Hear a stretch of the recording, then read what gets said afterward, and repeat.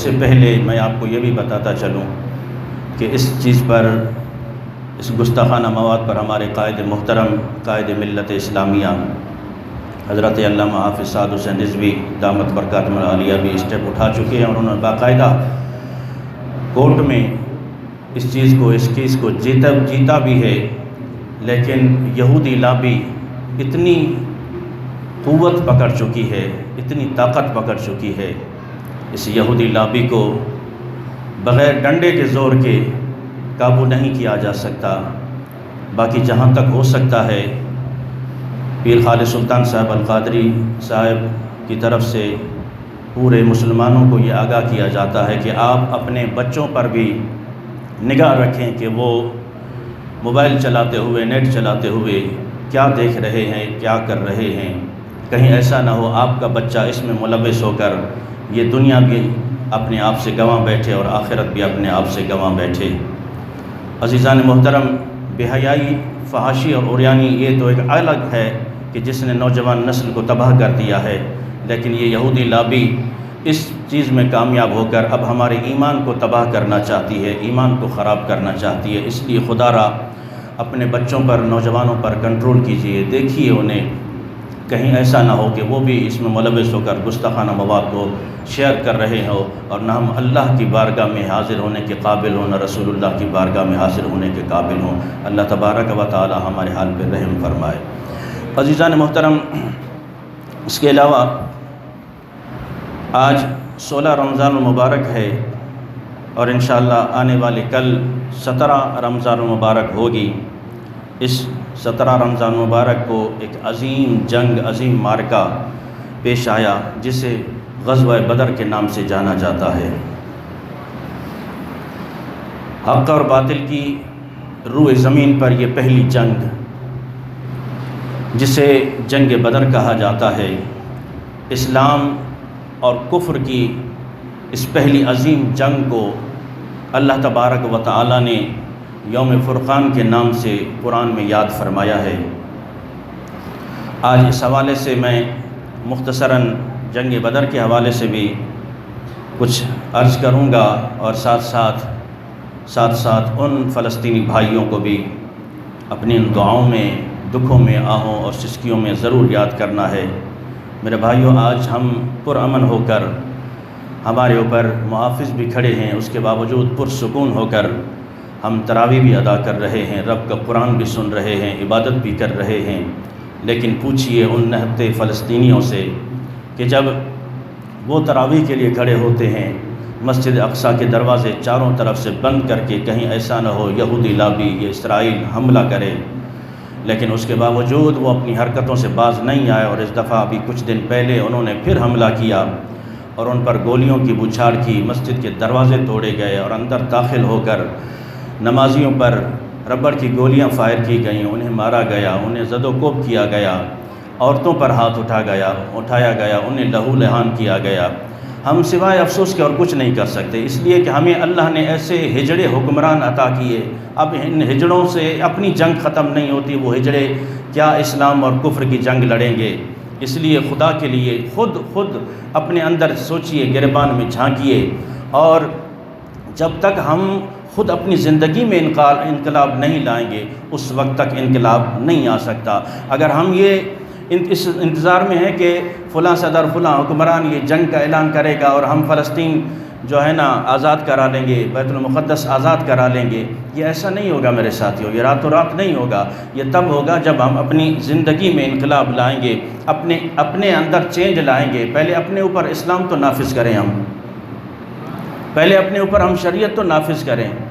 جس شریعت کو آج ہم نے ایک رسم و رواج سمجھ رکھا ہے، جس اسلام پر آج معذرت کے ساتھ جتنی ہوٹنگ ہم مسلمان کرتے ہیں، ہمیں شرم سے کہنا پڑتا ہے کہ آج ہماری اس ہوٹنگ کو دیکھ کر ہندو بھی بول پڑتے ہیں کہ یہ تمہارا اسلام ہے، یہ تمہارا۔ اسی لیے دنیش کمار نے اسمبلی میں کھڑے ہو کر وہ ایک ہندو ہے، اس ہندو نے پورے پاکستان کے، پورے عالم اسلام کے مسلمانوں کے سر شرم سے جھکا دی ہے۔ اس نے کہا کہ مجھے شرم محسوس ہوتی ہے کہ ایک مسلمان روزے کی حالت میں اشیاء خود دونوش بھی مہنگی کرتا ہے، ذخیرہ اندوزی بھی کرتا ہے، مہنگائی بھی کرتا ہے، اور اس کے بعد پھر کہتا ہے میں مسلمان ہوں، اور پھر یہ اسمبلی کے لوگ مجھے آ کے کہتے ہیں کہ کلمہ پڑھو مسلمان ہو جاؤ۔ میں کیسے مسلمان ہو جاؤں؟ میں دیکھ رہا ہوں کہ مسلمان کتنی اذیت سے گزر رہے ہیں، عوام کتنی اذیت سے گزر رہی ہے۔ ذخیرہ اندوزوں کو کبھی موت بھی نہیں آتی، نہ انہیں موت کا خوف ہے کہ مسلمان لائنوں میں کھڑے ہو کر راشن کے لیے پریشان ہیں، آٹے کے لیے پریشان ہیں، چینی کے لیے پریشان ہیں، لیکن ذخیرہ اندوز ہیں کہ انہیں پتہ ہے کہ آج صبح ریٹ ہے کچھ ہے، شام کو پھر بڑھ جائیں گے، اگلے دن پھر بڑھ جائیں گے، اس سے اگلے دن پھر بڑھ جائیں گے۔ یہاں تو کوئی پوچھنے والا تو ویسے نہیں ہے۔ اس لیے میرے ساتھیوں، ہم نے جب سے اسلام کا دامن چھوڑا اور ہم لگ گئے ان یہود و نصارہ کے ایجنٹوں کے پیچھے، جن کو جو ان کے ٹاؤٹ بن کر رہے، ان ٹاؤٹوں کو تو خرچہ ملتا رہا، ان کا چولہا آج بھی جل رہا ہے، وہ ٹاؤٹ ہی آج بھی کر رہے ہیں، ایجنٹ ہی آج بھی کر رہے ہیں۔ مر گئے غریب عوام، مر گئے غریب عوام، جنہیں نہ آٹا ملتا ہے، نہ چینی ملتی ہے، نہ کوئی اور راشن ملتا ہے۔ تو میرے ساتھیوں، پھر اسی طرح اموات بھی ہو رہی ہیں، لائنوں میں کھڑے ہو کر پھر لاٹھی چار بھی یہ خود کرتے ہیں، مارتے بھی خود ہی اپنی عوام کو ہیں۔ تو میرے ساتھیوں، اس لیے جب سے ہم نے دامن چھوڑا اسلام کا، اور جب تک ہم اپنے اوپر اسلام نافذ نہیں کریں گے، اپنی زندگی میں چینج نہیں لائیں گے، ہم اس وقت تک عزیزان محترم نہ فلسطین کو آزاد کر سکتے ہیں، نہ ہم سے کوئی اور اچھا کام ہو سکتا ہے۔ سلطان صلاح الدین ایوبی رحمۃ اللہ علیہ نے زندگی میں 2 قسمیں کھا رکھی تھی، 2 قسمیں، یہ بھی تو حکمران گزرے ہیں نا، 2 قسمیں کھائی تھی، منتیں مانی تھی، میرے پروردگار میری پہلی منت یہ ہے کہ بیت المقدس فتح ہو جائے، بیت المقدس فتح ہو جائے۔ اللہ اکبر۔ پھر بیت المقدس سلطان صلاح الدین ایوبی نے فتح کر کے دکھایا۔ یہاں تو لوگ تقریر پر ہی صرف باتیں کرتے ہیں کہ اقوام متحدہ میں ایسی تقریر ہوئی، کسی مائی کے لال نے آج تک تقریر نہیں کی۔ ڈوب مرو یار اس تقریر سے۔ صرف اگر تقریروں سے بات بنتی تو پھر اس طرح ہمارے مسلمان نہتے نہیں مارے جاتے۔ اگر تقریروں سے ہی صرف انقلاب آ جاتا نا تو اس طرح مسلمانوں پر کبھی مظالم نہیں ڈھائے جاتے۔ جس طرح آج اس روئے زمین پر، اس دھرتی پر آج اگر سب سے زیادہ مظلوم ہے تو صرف مسلمان ہیں، صرف مسلمان۔ اور اس کی وجہ یہ ہے کہ ہم نا اتفاقی کا شکار ہو گئے، ہم فرقوں میں بٹ گئے۔ تو میرے ساتھیوں، اس لیے سلطان صلاح الدین ایوب نے کہا کہ مولا 2 منتیں ہیں میری، وہ پوری کروں پھر بھلے مجھے موت آ جائے، یہ تو بیت المقدس فتح ہو جائے۔ اور دوسری منت کیا تھی؟ سلطان صلاح الدین ایوبی رحمۃ اللہ علیہ نے کہا جس گستاخ نے میرے آقا کے بارے میں یہ گستاخی، یہ واقعہ میں نے پچھلے جو میں آپ کے سامنے بیان کیا تھا، میرے آقا کے بارے میں گستاخی کی ہے، جب تک میں اپنے ہاتھوں سے اس کی موت واقع نہ کر دوں اس وقت تک مجھے موت نہ آئے۔ اور سلطان صلاح الدین ایوبی رحمۃ اللہ علیہ وہ حکمران گزرے ہیں جب آپ مرنے لگے، فوت ہونے لگے، وصال کا وقت قریب آیا، آپ رو پڑے۔ سلطان صلاح الدین ایوبی رو پڑے۔ کس وجہ سے؟ 2 باتوں سے رو پڑے۔ پہلی بات تو یہ، اے میرے پروردگار، تو نے ایسی تلوار کیوں نہیں بنائی جو سلطان صلاح الدین ایوبی کا سینہ چاک کرتی اور میدان جنگ میں سلطان صلاح الدین ایوبی کو شہادت کی موت ہوتی؟ تو نے ایسا خنجر کیوں نہیں بنایا جو سلطان صلاح الدین ایوبی کے سینے میں کوئی گھونپ دیتا اور مجھے شہادت کی موت واقع ہو جاتی؟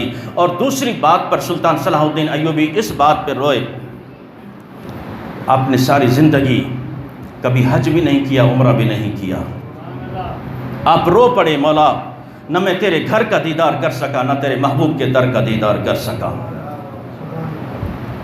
میرے ساتھیوں، یہ تھے حکمران، ساری زندگی جہاد میں گزری، جنگ میں گزری، اور اسلام کے لیے لڑتے رہے، کفر کے خلاف لڑتے رہے۔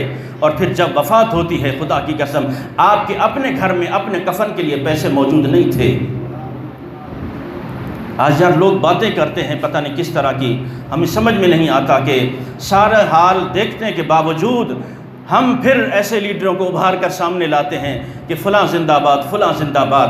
بس بات بہت ہو گئی، اب صرف یا اسلام زندہ باد یا اسلام کے نام لیوا زندہ باد۔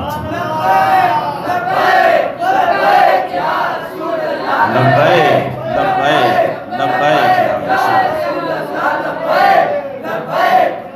اس لیے میرے ساتھیوں، اگر ہم چاہتے ہیں کہ نہتے مسلمانوں پر ظلم و ستم بند ہو تو پھر ہمیں دین کو تخت پر لانا ہوگا اور اسلام زندہ باد کا نعرہ لگانا ہوگا، نہ فلاں لیڈر زندہ باد نہ۔ اسی لیے بابا رضوی رحمۃ اللہ علیہ شروع سے یہ نعرہ لگوا گئے، جب کوئی محفل میں لگاتا نا کہ بابا رضوی زندہ باد، آپ فرماتے نہیں یہ نعرہ نہیں لگانا، یا اسلام زندہ باد یا اسلام کے نام لیوا زندہ باد۔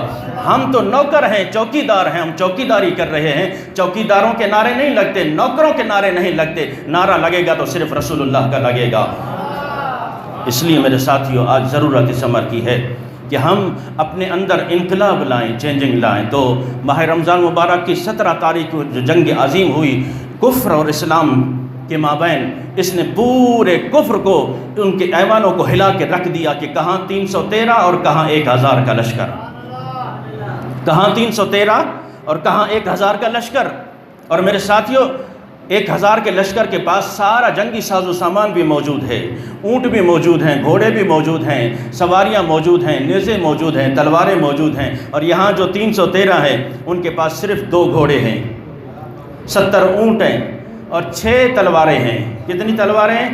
6 تلواریں، اور چلنے ہیں مقابلہ کرنے کس کے ساتھ؟ 1000 کے لشکر کے ساتھ۔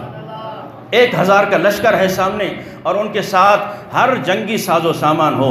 میرے ساتھیوں یہ پھر وہی بات آ جاتی ہے، جن کا بھروسہ رب کی ذات پر ہو، جن کا بھروسہ رب کی ذات پر ہو، وہ پھر ہزاروں سے بھی ٹکر لے کر دکھاتے ہیں، اور رہتی دنیا تک لوگوں نے دیکھا پھر انجام کیا نکلا۔ تو میں پس منظر صرف اس کا مختصر بیان کروں کہ جنگ بدر کا واقعہ، یہ جنگ عظیم کیوں پیش آئی۔ حضور اکرم صلی اللہ تعالیٰ علیہ وسلم نے جب آپ نے تبلیغ کا اعلان فرمایا تو اعلان نبوت کے بعد آپ کے لوگ دشمن ہو گئے، کفار سارے دشمن ہو گئے، آپ کے اپنے خاندان والے بھی دشمن ہو گئے۔ تو پھر کیا ہوا؟ چاروں طرف سے آپ پر ظلم و ستم ڈھائے گئے، چاروں طرف سے آپ پر اور آپ کے غلاموں پر جو ظلم و ستم کیا گیا۔ یہاں جناب سیدنا حضرت بلال حبشی رضی اللہ تعالیٰ عنہ کو گرم ریت پر لٹایا گیا، انگاروں پر لٹایا گیا۔ حضرت بی بی سمیہ رضی اللہ تعالیٰ عنہ حضور صلی اللہ تعالیٰ علیہ وسلم کی غلامہ، آپ کی نوکر، آپ کو ابو جہل نے سرعام مکہ المکرمہ کے چوک پر کھڑے ہو کر قتل کیا، اور اس طرح نیزے کا وار کیا کہ سرزمین مکہ المکرمہ کی اسلام کی یہ پہلی شہیدہ کہلائی جناب حضرت بی بی سمیہ رضی اللہ تعالیٰ عنہ۔ اس کے باوجود میرے ساتھیوں حضور اکرم صلی اللہ تعالیٰ علیہ وسلم پر ظلم و ستم ڈھائے گئے، آپ کے لیے گڑھے کھودے گئے، آپ پر باتیں کسی گئیں، آپ پر حملے کیے گئے، آپ کو گالیاں دی گئیں، آپ پر اوجریاں رکھی گئیں، آپ کو بہت ستایا گیا، لیکن اس کے باوجود قربان رسول اکرم صلی اللہ تعالیٰ علیہ وسلم کے صبر و استقلال پر آپ نے فرمایا اگر یہ لوگ میرے ایک ہاتھ پہ سورج رکھ دیں، دوسرے ہاتھ پہ چاند رکھ دیں اور کہیں اسلام کی تبلیغ بند کر دیں، یہ کبھی بھی نہیں ہو سکتا۔ اسلام کی تبلیغ جاری رہی۔ ام المومنین حضرت عائشہ صدیقہ رضی اللہ تعالیٰ عنہ نے عرض کی یا رسول اللہ، احد کے دن سے بھی کوئی سخت دن آپ کی زندگی میں گزرا ہے؟ احد کے دن سے بھی کوئی زیادہ سخت دن آپ کی زندگی میں گزرا ہے؟ اللہ اکبر۔ رسول اکرم صلی اللہ تعالیٰ علیہ وسلم نے فرمایا ہاں عائشہ، ہاں وہ دن کون سا تھا کہ جب تیری قوم نے طائف کے میدان میں مجھ پر پتھر برسائے تھے۔ صحابہ کی نظر میں حضور اکرم صلی اللہ تعالیٰ علیہ وسلم پر جو سب سے بڑا سخت دن تھا وہ احد کا دن تھا۔ احد کا دن کیا تھا؟ احد کے دن میں حضور اکرم صلی اللہ تعالیٰ علیہ وسلم کے پیارے چچا حضرت امیر حمزہ رضی اللہ تعالیٰ عنہ کو شہید کیا گیا۔ اس کے بعد آپ کی لاش کا غسلہ بنایا گیا، یعنی کان ناک کاٹے گئے۔ اس کے بعد ایک لڑی میں پرو کر اس کا ہار پہنا گیا، اس کا ہار پہنا گیا۔ عزیزان محترم، رسول اکرم صلی اللہ تعالیٰ علیہ وسلم کی حالت مبارک یہ تھی، سر انور پہ پٹی بدی ہے، آنکھوں میں آنسو ہے، اور آپ بار بار پوچھتے تھے صحابہ سے میرے چچا کا حال سناؤ، میرے چچا کی کہانی سناؤ۔ تو ام المومنین حضرت عائشہ صدیقہ رضی اللہ تعالیٰ عنہ نے تبھی سوال کیا یا رسول اللہ، کیا آپ کا اس سے بھی کوئی سخت دن گزرا ہے زندگی میں؟ فرمایا ہاں، وہ دن تھا طائف کا میدان۔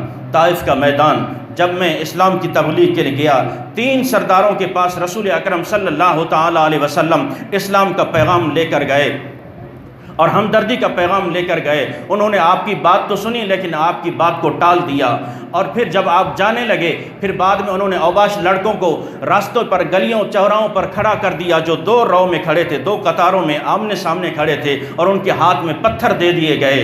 آج میرے ساتھیوں اسلام کا نام لینا آسان ہے، اسلام سے محبت کا دم بھرنے والوں، جو آقا نے قربانیاں دی ہیں، صحابہ کرام نے قربانیاں دی ہیں، کاش ہم ان کو بھی یاد کر کے اس دن کو آزمایا کریں اور منایا کریں اس نیت سے کہ کبھی بھی اسلام پر اگر کوئی آنچ آئی، کوئی وقت آیا تو ہم بھی اپنی قربانی دینے کے لیے تیار رہیں گے۔ میرے آقا جب وہاں سے نکلے سرداروں سے تبلیغ کا پیغام دے کر، تو دونوں طرف سے اوباش لڑکوں کو کھڑا کر دیا گیا اور پھر اوباش لڑکوں کے ہاتھوں میں پتھر دے دیے گئے رسول اکرم صلی اللہ تعالی علیہ وسلم پر۔ پھر دونوں طرف سے پتھروں کی برسات ہوتی ہے، پاؤں پر آپ کے پتھر مارے جاتے ہیں۔ رسول اکرم صلی اللہ تعالی علیہ وسلم ایک پاؤں اٹھاتے ہیں، پھر دوسرے پہ پتھر مارا جاتا ہے، پھر آپ وہ پاؤں اٹھا لیتے ہیں، دوسرا رکھ لیتے ہیں، پھر اس پہ پتھر مارے جاتے ہیں۔ جب درد بڑھا، جب اذیت بڑھی، رسول اکرم صلی اللہ تعالی علیہ وسلم زمین پہ تشریف فرما ہو جاتے ہیں۔ پھر دو غنڈے آگے بڑھ کر رسول اکرم صلی اللہ تعالی علیہ وسلم کے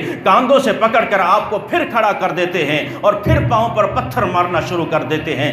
رسول اکرم صلی اللہ تعالی علیہ وسلم فرماتے ہیں، اے عائشہ، وہ دن میرے لیے سب سے بڑا سخت دن تھا کہ جب دونوں طرف سے پتھروں کی برسات ہو رہی تھی۔ رسول اکرم صلی اللہ تعالی علیہ وسلم کو طائف کے میدان میں لہو لہان کر دیا گیا۔ یہاں سے ملائکہ نازل ہو جاتے ہیں، جبرائیل علیہ السلام، میکائیل علیہ السلام، اسرافیل علیہ السلام، اسرائیل علیہ السلام، یا رسول اللہ رب نے بھیجا ہے، آپ کا حکم ہو، ہوا پر اللہ نے مسخر کیا ہے، ایسی ہوا چلا دیں کہ ان کو تہس نہس کر دیں۔ اگر آپ کا حکم ہو، ہمیں اللہ نے پہاڑوں پر مسخر کیا ہے، ان پہاڑوں کو آپس میں ملا دیں، ان کا قیمہ بن جائے گا۔ اگر آپ کا حکم ہو، یہاں سے اتنی بارش کریں، اتنی بارش برسائیں کہ یہ طوفان میں بہہ جائیں، صرف آپ کا اشارہ چاہیے۔ میرے آقا کریم صلی اللہ تعالی علیہ وسلم نے فرمایا، نہیں، اللہ تبارک و تعالی نے مجھے رحمت للعالمین بنا کر بھیجا ہے، اللہ نے رحمت للعالمین بنا کر بھیجا ہے۔ جناب حضرت عمر فاروق رضی اللہ تعالیٰ عنہ تلوار کے دستے پہ ہاتھ رکھ کے کہتے ہیں، یا رسول اللہ کیا ہم کمزور ہیں، یہ اس طرح سے حملہ کر رہے ہیں؟ فرمایا، نہیں عمر صبر کرو۔ پھر صحابہ کہتے ہیں، یا رسول اللہ پھر ایک کام کیجئے، ان کے لیے بد دعا تو کر دیجئے تاکہ یہ ہلاک ہو جائیں۔ فرمایا، نہیں، میں دعا کرتا ہوں، تم آمین کہو۔ اللہ اکبر، میں دعا کرتا ہوں